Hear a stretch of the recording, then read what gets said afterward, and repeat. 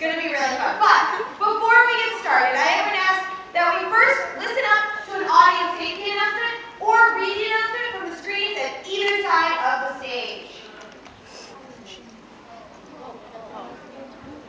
Alright. Because of the bright flashes and loud noises in this program, we do not recommend it for young children. Our Minecraft generator produces large indoor sparks that are as bright and as loud as natural lightning striking very close by. Because the presenter does this program often, and because the sound is about 4 times more intense where I'm standing, where they stand, than in the audience, the presenter will be wearing earmuffs.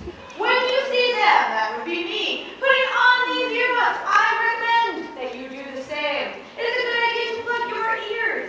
Please make a note of where the exits are. So the exits are the door you came in. You are welcome to leave at any time because we have reached capacity. If you leave, you want to make sure might be a little tricky to come back in, so keep that in mind. We're also very, very full. Obviously, there's lots of us here. And because there are lots of us here, this is a big open theater, noise travels really, really easily.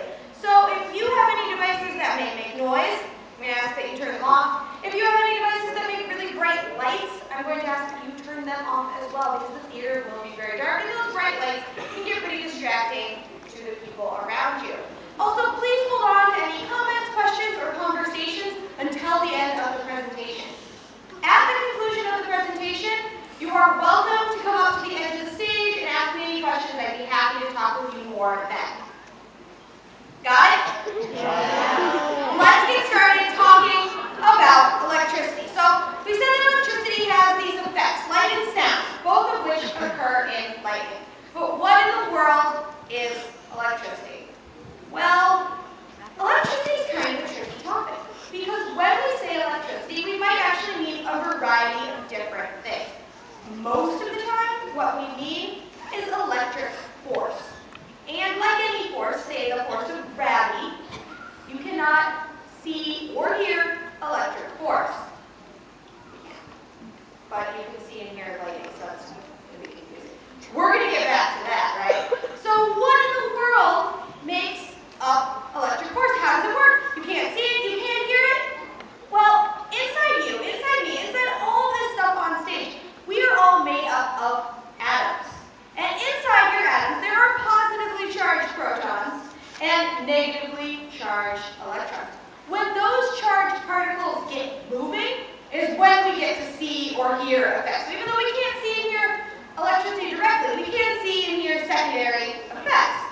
Because you are all made up of atoms, I'm actually going to ask for a volunteer to help demonstrate what happens when those particles get moving. Right here. Alright, so come up on stage. What is your name? Marissa. Can you stand up on that box for me, Marissa? Alright, awesome. So what I'm going to do is I'm going to turn on our camera so you can be famous and you'll be up on camera. And I'm going to ask you to please put your hand on that machine right there. That machine is a Van de Graaff generator. The same kind of machine as that enormous thing behind me. How a Van de Graaff generator works is that inside the column there's a huge rubber band. And that rubber band is going to pull negative charges and put them up on the dome. Now light charges repel or push away from each other. So when enough of those charges collect, they're going to spread out all over the top of the dome and then eventually spread out into you. The very first you. Are you ready? Okay, put your hands there, all the way there. It won't hurt a bit. Make sure you keep your hand up there until I tell you to take it down. Alright.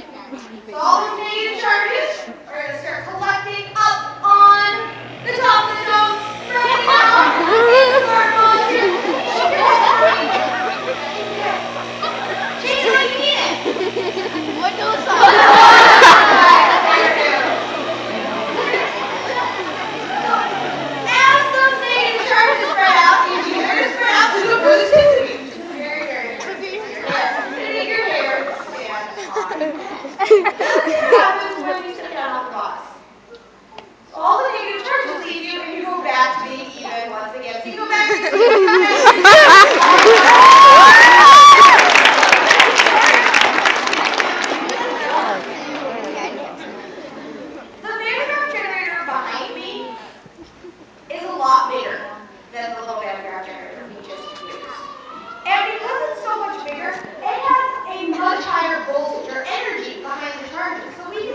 even more dramatic effects of moving electric charge. And at the end of the presentation, we're going to see the most dramatic effects. We're going to have an indoor lightning storm.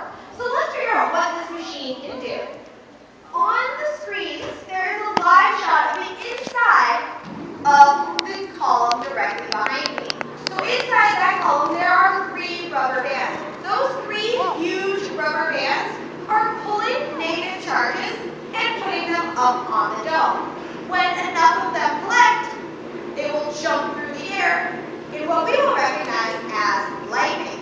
When this happens, it will be loud.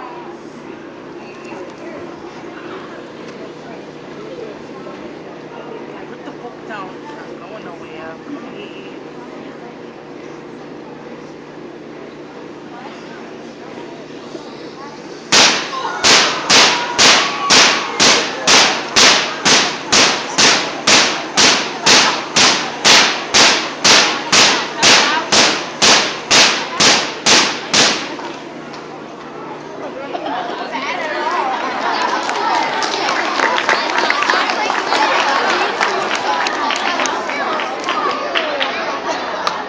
That's pretty cool, I agree.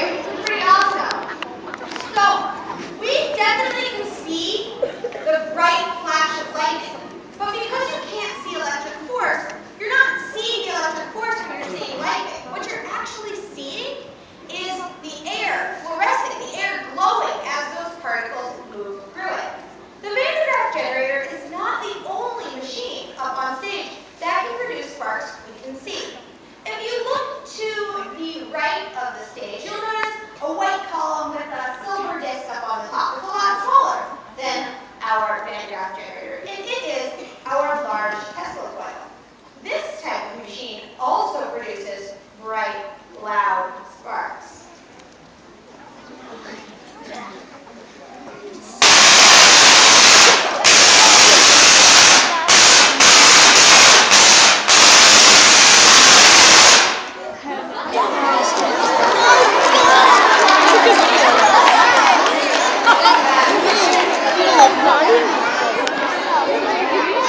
Awesome. But just like how we can't see electric force, we didn't hear electric force. That's not what we heard. What we heard were those charges moving through the air, heating up the air. So as those charged particles move through the air, they make the air hot. And hot air expands. And that expanding air pushes on the air next to it, and that pushes on the air next to it, and so on, until eventually it pushes on your eardrum. It's what we recognize as sound. That's how sound works. Now, what if I could turn on and off the Tesla coil very, very quickly? If I could turn on and off the Tesla coil very, very, very, very fast, I could control the tones of the sparks being produced. I could make different notes, different tones. And if I could do that in lots of different ways, I could make lots of different tones, and I could combine those tones together into something that you might recognize. This isn't just sort of a hypothetical I thought I would bring up to me. If you look on the other side of the stage, on the left side of the stage, you'll notice 2 copper columns with silver discs on the top. These are frequently referred to as our musical Tesla coils. Because in these Tesla coils, we can control how fast they turn on and off, turn them on and off at different rates to make different tones, and combine those tones together into something familiar. I am going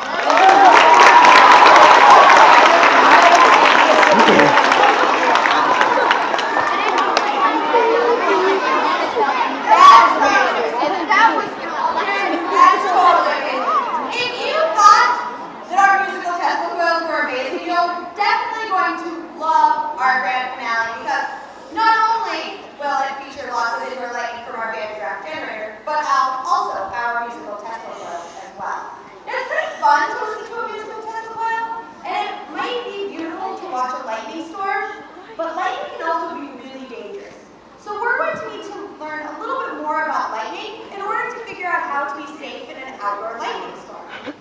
So I actually have a few questions for all of you. You can cast your votes by raising your hand. Who's heard that lightning strikes things that are tall? Lightning strikes tall objects. Okay, we're probably at about 90%. Raise your hand if you've heard that lightning strikes things that are made out of metal, things that are made out of good conductors, something electric charges move through easily. Also probably in the 90%. Okay. Raise your hand if you've heard that lightning strikes things that are nearby. Lightning from the storm in Massachusetts does not go over and strike Oregon. Probably about 80%. Awesome. If you raise your hand for every single one of those, you are totally right. If you raised your hand for absolutely none of those, you're right too. If you raised your hand for some combination of the three, you're right as well. So you can all give yourselves a nice pat on the back. You're all very right in the words.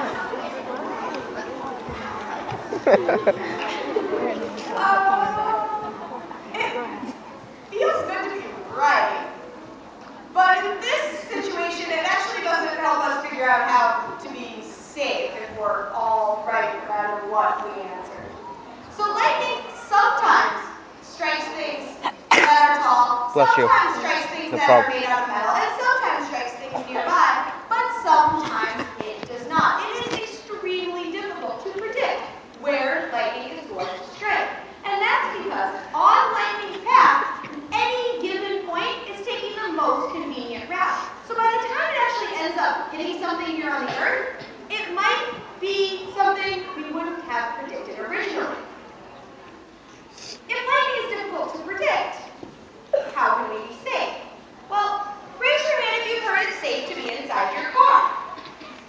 Your car's safest to be, probably about 80%. And raise your hand if you've heard it's because your car has rubber tires. And rubber is a good insulator, something electric charges cannot move through easily. Okay, we're probably about 80% on that one as well. Now, in science, you shouldn't just take someone's word for it. And this is the Museum of Science, not the Museum of I told you so. You really shouldn't just rely on me to tell you whether or not the tires on your car keep you safe if your car was struck by lightning. So let's conduct an experiment to find out. As it just so happens, I have a tire up here on stage with me. And as you already know, an enormous lightning making machine. What I think we should probably do here is turn on our pantograph generator and strike the tire with lightning. What I want all of you to do is look at that white box underneath the tire. That is where you want to watch. Because if you see any of that fluorescing air, any glowing air, any of that lightning in that box, what that tells you is that the lightning has gone right through the tire. And if lightning can go right through the tire, it would not keep you safe in your car. It would be completely useless. Now this experiment will be a loud experiment.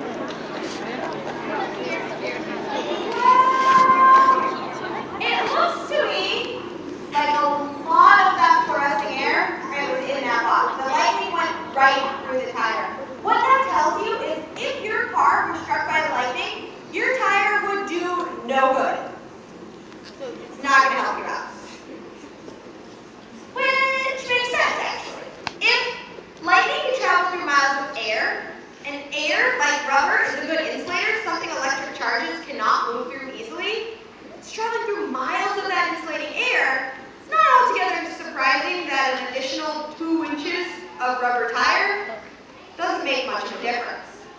But perhaps your car is still a safe place to be, just maybe for a completely different reason. We're going to need to conduct another experiment to try to figure it out. Now, I also happen to have a model car up on stage. You might not recognize it right away. That would be this enormous birdcage-like device. Like most cars, this birdcage is completely surrounded in metal. There's metal on the top, metal on the bottom, and metal on all sides. What we're going to do is raise our cage up and then strike this model car, this cage, with lightning from our Van de Graaff generator. But in order to find out if it's safe to be inside of a car, I need to be inside of our model car. She's crazy. She's going to go inside. No. I think so. She's not going to die. Raise your hand if you think this experiment might not be a very good idea for me. Raise your hand if you think I should go through with it anyway, all in the name of science. Alright. You all have my back. Excellent. As I'm raising up this model car, I do want to point out that it is a good model of most cars, but not all cars. It is a good model of cars that are completely surrounded in metal. Some cars are not, like convertibles, which do not have metal on the top, or fiberglass cars, which are actually not made out of metal at all. And those types of cars are also not safe places to be in a lightning storm. And we are going to figure out why. This experiment, like our last experiment, is going to be a loud experiment.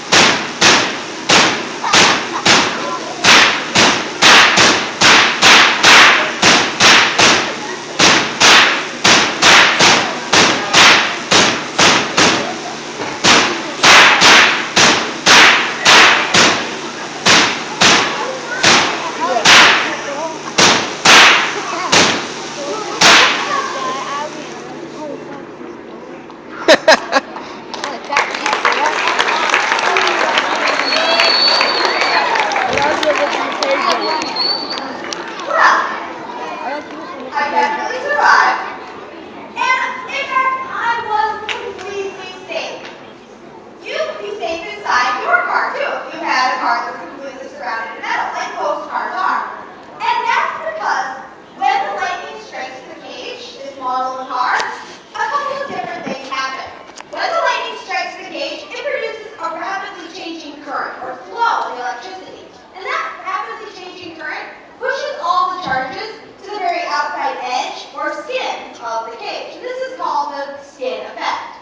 Now, if I had say stuck my arm outside of the cage like this while the machine was on, that would not have been a very safe idea. I would not have been okay. Now, the other thing that's happening is that all of these wires create a much more convenient route for the electric charge down these